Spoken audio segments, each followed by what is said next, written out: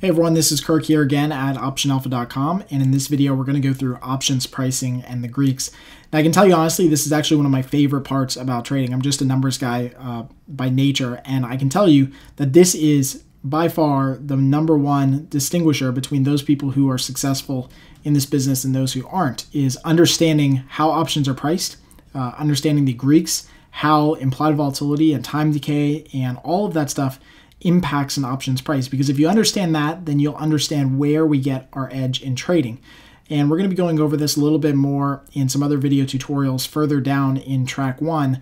But today we're going to dive really deep into options pricing so that you guys have a clear understanding of it.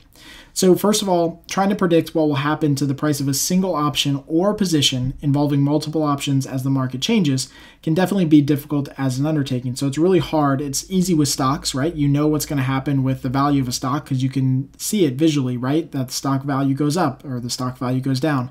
With options, there's so many different components that factor in. It's hard to understand sometimes what is really impacting the value of that option. So like we said, because the option price does not always appear to move in conjunction with the price of the stock, it's important to understand what factors contribute to the price of an option and the effect that they have.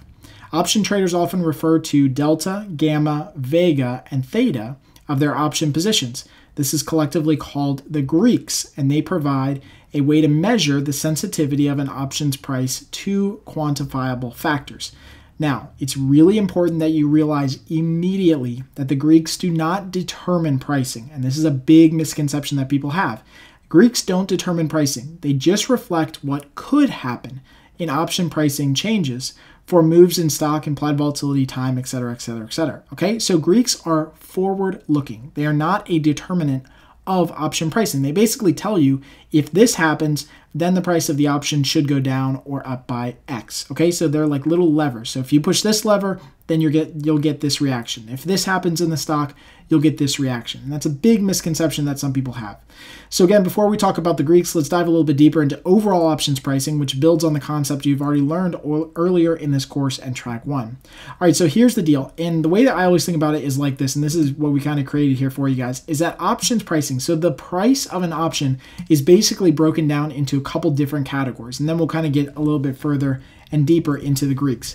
Now, we've already talked about intrinsic versus extrinsic value. I think we did that on the last video or the previous video inside of track 1 here, talking about in the money, out of the money, and at the money options. But basically, you can break down an options price into 2 broad components, and that is intrinsic value and time value. Intrinsic value, again, being the value of the option right now if it were to be at expiration. So does it have any value right now based on the spot price or the stock's price and your strike price? Meaning if you have a 50 strike call option, so your strike price is at 50 and the stock right now is at 55, you know that you have $5 of intrinsic value in that option right now because you can buy it at 50 and immediately sell it at 55, okay? So that's the first component of option pricing, is this intrinsic value. And again, that's just simply looking at the difference between the stock price and your strike price, whether you're on the call side or the put side.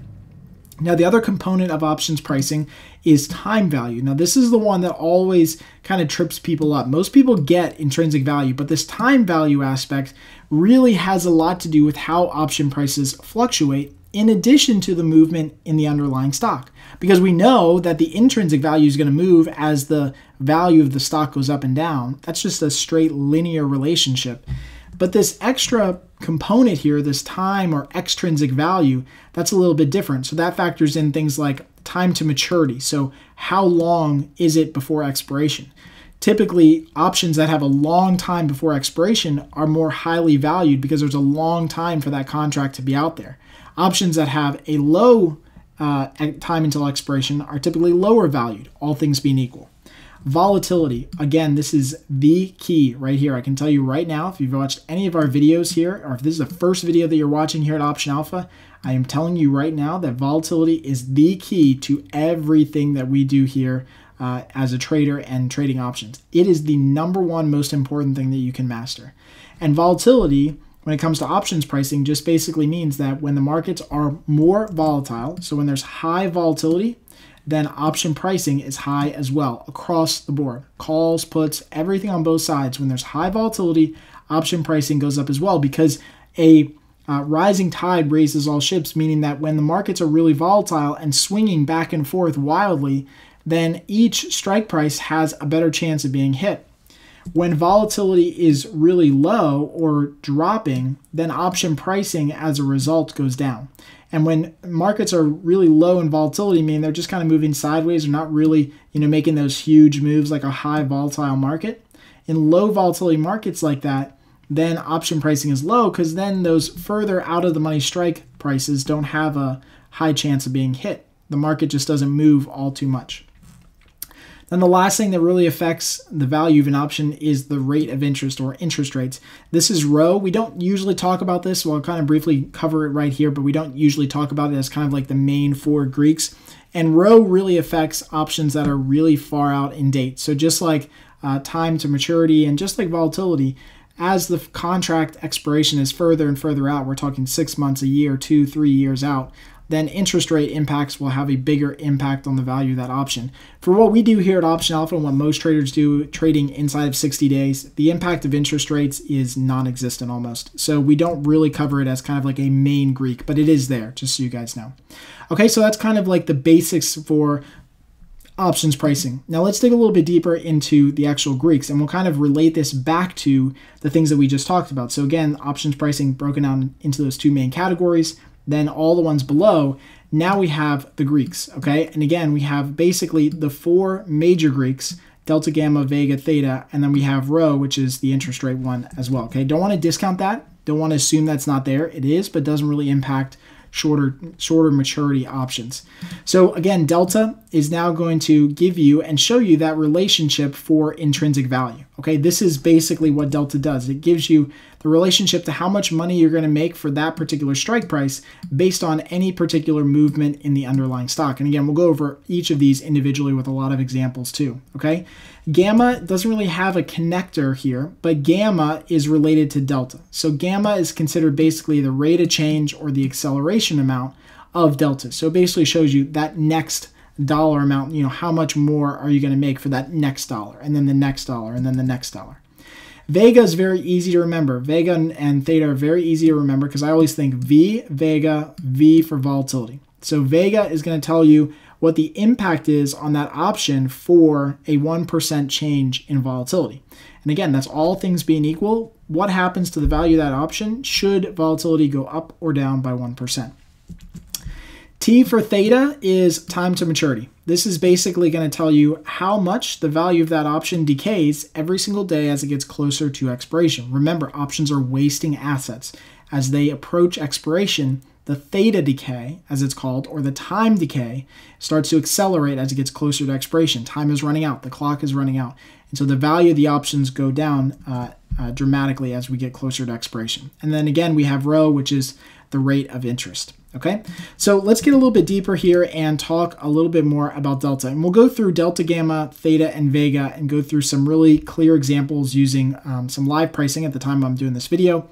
Hopefully that really helps kind of clear things up for you guys.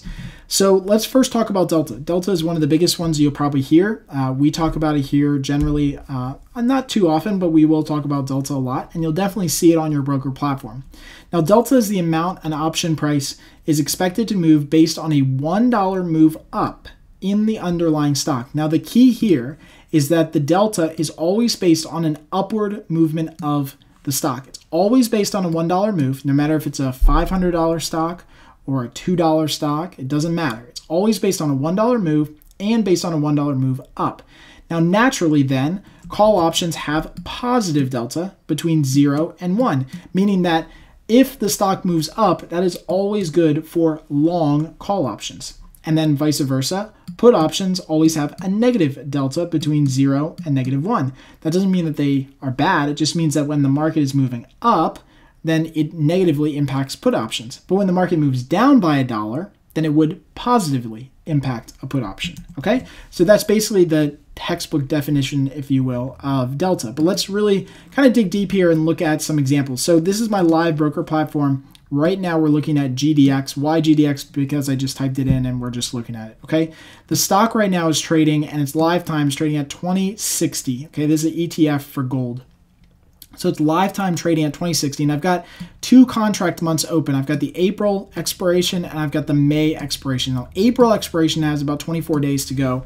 May expiration has about 59 days to go, okay? So this is going to help us show the differences in how some of these numbers are going to shift and change and move as we go further out in expiration or closer in expiration, okay? And then again, we have some of the weekly contracts that are in between here as well.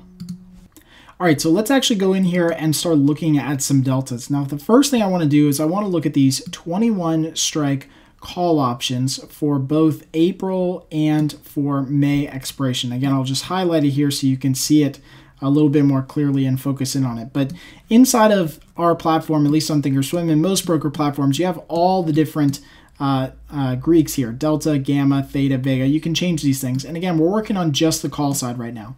Now remember, delta is going to tell us how much money we make or lose based on a $1 move up in the stock. So right now, the delta of the 21 strike call options is 46.46. And what this means is that if the stock goes $1 higher from where it's at right now, so from 2062 to 2162, all else being equal, all things else being equal, then this value of this option contract is going to go up by $46. Now, the current value of this contract is about $74. This is a bid and the ask spread here. So it's currently valued about $74. So if the stock goes up by $1, then this option contract should go up by $46. Okay, so again, you can see the impact that delta has. It kind of gives you a barometer for how much money do I make for every $1 move up in the stock. Again, now as we look out towards the May expiration, you can see that there's a bigger impact in May for the same underlying move because there's a little bit more time left until expiration. So again, still the same $1 move up in the stock from where it is right now, 2060 up to 2160. That gives you a $49 increase in the value of the option, okay? Those options out of May are a little bit more expensive because of a bunch of different factors, which we'll continue to talk about. But those options have a lot more time decay, a lot more volatility baked in, and are going to profit a little bit more from a quick move up in the underlying stock. They cost more upfront, but they're going to profit a little bit more, a couple dollars more, for a $1 move up in the stock. Okay, so that's on the call side. Now let's look at the put side of the trade at the same 21 strike puts. So the same 21 corresponding strikes, but now on the put side. And you can see here for delta that all of the deltas are negative. Now, it doesn't mean that you're always going to lose money. It's just remember that delta is telling you how much money you make for a $1 move higher in the underlying stock. If you owned the April 21 strike puts and the stock moved up by $1, the value of your contracts would go down by 54 cents. So right now they're valued at about $1.12, $1.13. They would go down by $54. Now that also means that in the reverse, you would make money. So if the value of GDX actually went down by $1 instead of up, if the value of GDX went down from 2060 to 1960, then you would actually make $55. Okay, so it's just the complete opposite. If the value of the stock goes down with put options, then you make this delta, which is 0.55, okay? On the call side, again, the same relative thing is going to happen here. You can see that the delta is negative 51 on the 21 strike puts for May. That means if the value of GDX, the stock itself, goes up by $1, we lose $51. If it goes down by $1, we make $51. Okay, so hopefully you can see how that relationship starts to interact with each other.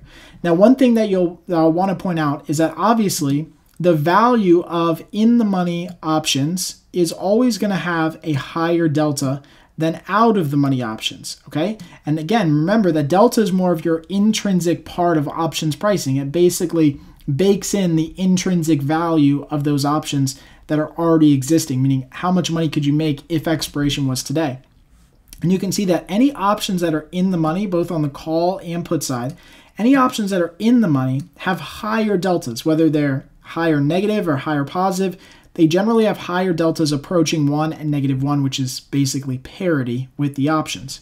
Any options that are out of the money usually have lower deltas because they're not going to be as responsive to a dollar move in the stock as something that's in the money. So if you bought a 23 strike, let's say call, that's way out of the money, and a dollar move up, it's still not going to be in the money. So a dollar move up from the stock of 2060 up to 2160, you're still not going to have your stock price above your strike price or have an option that's now in the money. So that option is going to be less responsive and is going to profit less than something else that is a little bit closer in. Again, these options are always cheaper, so the market is always fair and efficient with how it prices its options.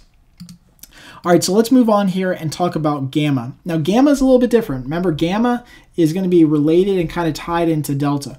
Gamma is the rate of change in delta based on a $1 change in the stock price again.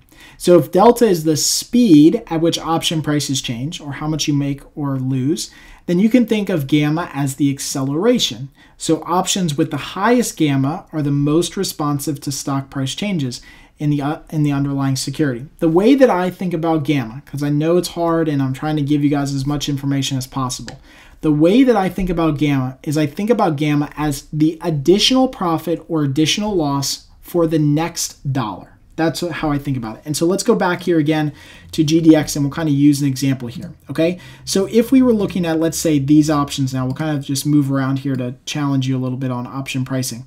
So if we were looking at the 22 strike call options in April, the delta for these options is basically 30, all right? So let's round up so we have round numbers here. It's 29, but it's basically 30, okay?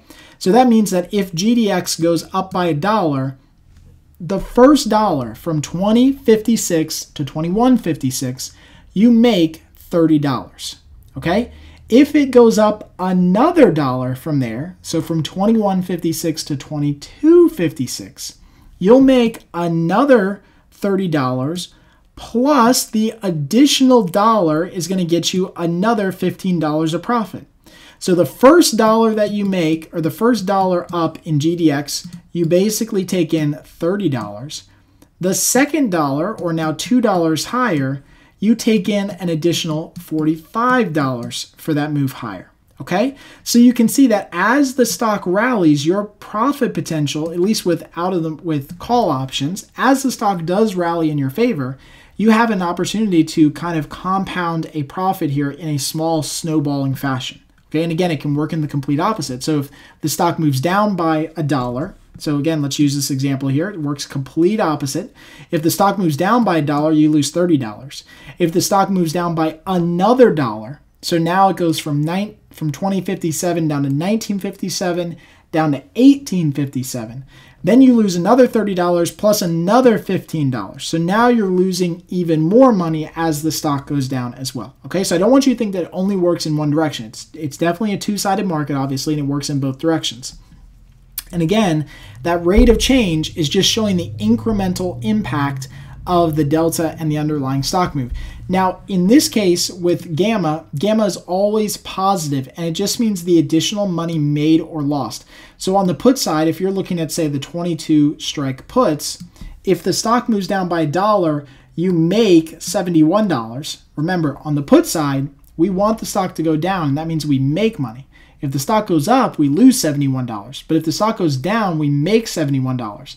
If the stock goes down by another dollar on top of the first dollar, then we'd also make another $71, check, and we'd make an extra $15 on top of that. Okay, so that's how you want to think about that. Gamma is the additional money made or lost for each incremental dollar higher and lower. And now notice, what's really important about gamma is that gamma is always highest when it's centered around at the money strikes, okay? So generally speaking, gamma is highest when it's centered around the at the money strikes. As you go further out on each end, notice how gamma goes down. And that's because you're getting away from being either an intrinsic value or extrinsic value, right? So that's why gamma is lower at the further extremes, because it's not going to have as much of an impact on the actual options price. What's really going to have big impacts is when the option is trading right around its strike price. Okay, so hopefully that makes sense, and hopefully that kind of clears it up with. All right, so the next option Greek that we want to talk about is theta. Theta is time decay, or is really the enemy number one for option buyers. On the other hand, it's usually the option seller's best friend. And as option sellers here at Option Alpha, it is one of our best friends to have theta or time decay working to our advantage. Now, theta is the amount that the price of calls and puts will decrease every single day as the option approaches its expiration. Remember, option contracts are wasting assets. They decay in value until they reach their intrinsic value at expiration. That means that every day they are wasting away. I think about it like a bucket of water with a slow drip. And slowly over time, that slow drip is going to empty the value of those options. That's why we generally prefer to be option sellers, because of this wasting approach to option selling. So again, let's go back here to our GDX example, and we can look at some theta inside of here. And I always do that on accident. I open up GarageBand instead of my marker. So you can see here, this is theta. And again, it's negative in all cases for all options, out of the money, in the money options, everything. Theta is always negative for options, and that's because options are always a wasting asset. There's no example in which option theta would not be negative. But remember, theta is going to be really, really small, far out, because the option has a lot of value. As we get closer and closer to expiration, theta really speeds up. So just to give you a really good example of this, we can look at a couple different contracts here. These are the March contracts that expire in 2 days from now. And you can see that the 21 strike call options have a theta of -4. When I go out to the 21 strike call options on the April contracts, which have 24 days to go, you can see that those are only losing $2 per day, or have a theta of -0.02. So again, this is the every single day decline in the value of the option, regardless of what happens in the underlying stock, because it's getting closer to expiration.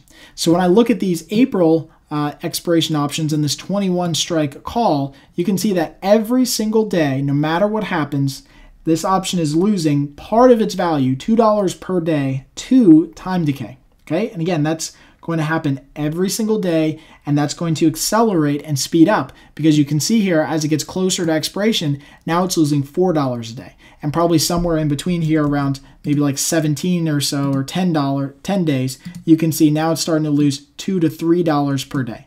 Okay, so that time decay aspect is really, really crucial. You have to understand that if you are trading too close in, that theta decay means that your option either has to be make it or break it. It's either got to make money or not, because if it doesn't, then you're going to lose a lot of value from those contracts just purely on the decay in the options as they near expiration.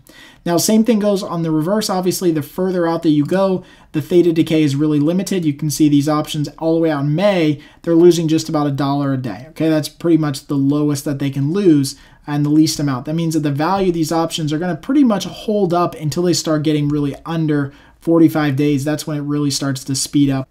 All right, so the last option Greek that we're going to talk about here is Vega. Vega is my personal favorite. I believe that this is where we make all of our money as an options trader. It's understanding the relationship between implied volatility, historical volatility, and how options are priced. Okay, and we'll get deeper into this as we go through our edge training here in a couple sessions on the beginner track here at Option Alpha. So Vega is the amount that a call or put price will increase or will change for every 1% change in implied volatility of the underlying stock. Okay, so again, it's always based on a 1% move up in implied volatility, and it basically shows you how much money you'll make or lose if all else stays the same, everything else stays the same, and implied volatility goes up. Now, Vega does not have any impact on the intrinsic value of the option, because again, it can impact the kind of like the further out stretches, because it doesn't really matter if the stock moves. It's all based on implied volatility in the market. So it doesn't have any impact on the intrinsic value of the option and only affects time value of an option's price. Now, that said, IV is the most critical element of an option and the options pricing model, because it's the only unknown option. It's the only unknown component. So when you really think about this, okay, the options market knows almost everything to determine the price of an option. So going back to this options pricing chart here, to determine the price of an option, we know almost everything. We know the current stock price, check. We know the strike price in relationship to the current stock price. That's a given. So we know intrinsic value immediately. We know how much time is left until maturity. We would know what the interest rates are, right? The only thing that we do not know is how volatile the stock is going to be in the future. This unknown becomes our edge. This is the one component, as I mentioned numerous times before. If you've listened to anything that we've done here at Option Alpha or read anything that we've published, you know that this is the number one component that you have to understand if you want to be successful trading, because it's the unknown and therefore it is our opportunity to make money. It's our edge in the market. So again, all these other factors can determine options pricing except for volatility. So how does implied volatility work? Well, basically, without getting too much into it in this video, because we've got a lot of other videos that we can go through, but implied volatility basically works by assuming how far a stock will move in the future. So basically what happens is that the options market basically determines its own implied volatility, or the market participants, based on how active and how much they want to price an option, or how high or low they want to price it, they determine how volatile they expect the stock to be in the future, or the ETF to be in the future. You can see here down below with GDX back here in November, at least the time that we're doing this video, there was pretty low volatility in the market. So market participants were not expecting GDX to make a really big move.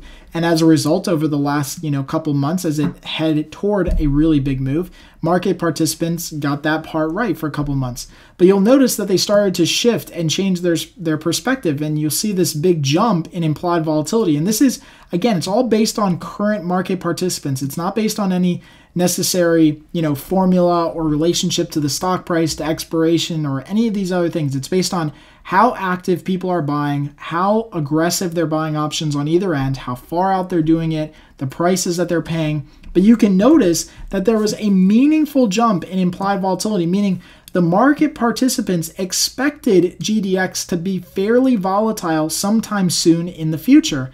And then you can see once that jump happened, you can see exactly that the GDX basically doubled over in a matter of 2 months or so, from around $10 to around $21.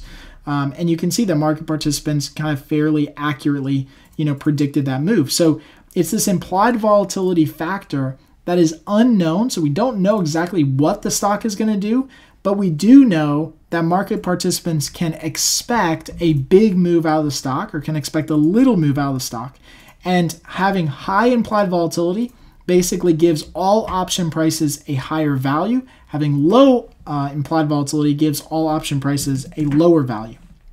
So going back to our trade tab here with GDX, when we look at vega, again, which is volatility, we again see that vega is pretty much a constant on both sides and is positive, because it's always looking for that 1% move up in implied volatility. Okay, it doesn't just like delta, it's always looking for a $1 move higher. Vega is always looking at the next 1% move higher in volatility. So if we look at, again, the 21 calls, and with a vega of 0.2, if volatility in GDX increased by 1%, regardless of where the stock moved, regardless of if it's closer to expiration or not, just a 1% move up in implied volatility causes the value of this option to go up by $2. Now, in most cases, volatility moves by a couple percent, usually 5 or 10 or even 20% over a given week. So if we're looking at a 10% move in volatility, we're looking at a $20 increase in the value of this option, and nothing else had to happen. The stock could stay exactly the same. We could be in the same day. Between now and expiration is the same time. Everything else being equal, just a rise in implied volatility, or the market expecting the stock to be more volatile than it was before, causes an increase in the value of these options.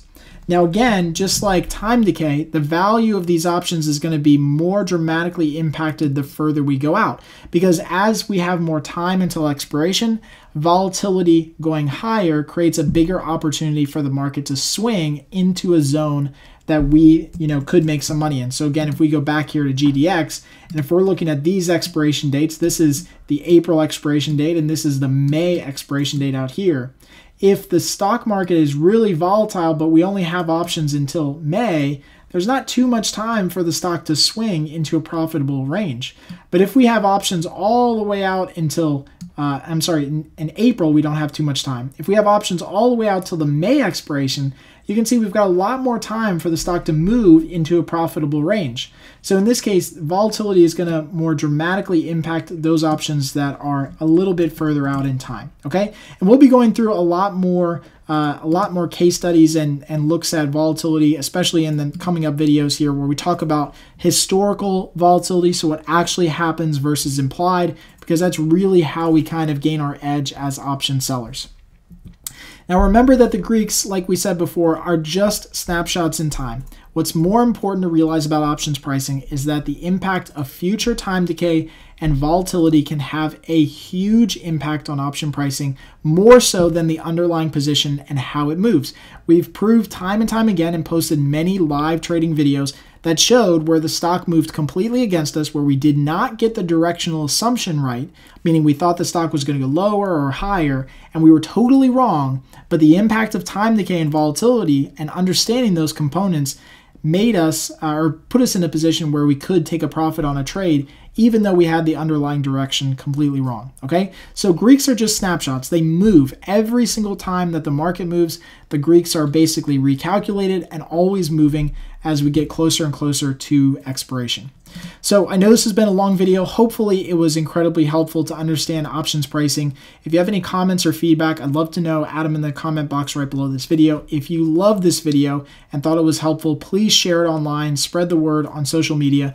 Help us help you by getting other people involved in options trading. It's one of the ways that we grow here, through organic referrals from people like you. Until next time, happy trading.